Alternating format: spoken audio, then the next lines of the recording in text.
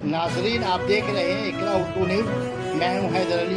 मगरबी बंगाल 2021 इंतखाबात धीरे धीरे अपने आखिरी पड़ाव की तरफ। 17 अप्रैल को बंगाल चुनाव का 5वां मरहला 45 सीटों के लिए दमदम, बारानगर, कमलहट्टी, पानीहट्टी, विधाननगर, राजारहाट, गोपालपुर, मध्यमग्राम, बारासात, सिलीगुड़ी और दार्जिलिंग में हो रहा है।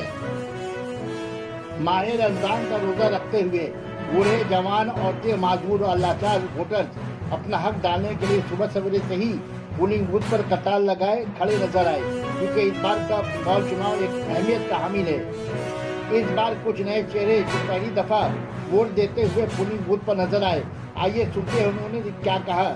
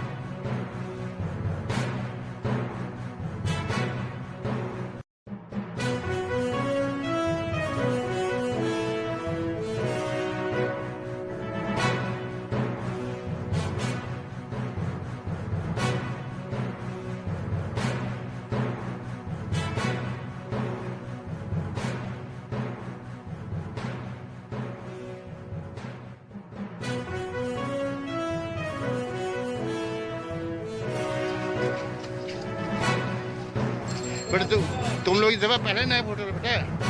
हाँ, क्या महसूस कर रहे तुम लोग जो वोट दे के आ रहे, क्या महसूस कर रहे? हाँ, अच्छा लग रहा है। यहाँ पे किसकी यानी मोदी रहेगा या दीदी रहेगी तुम्हारे वोट में? है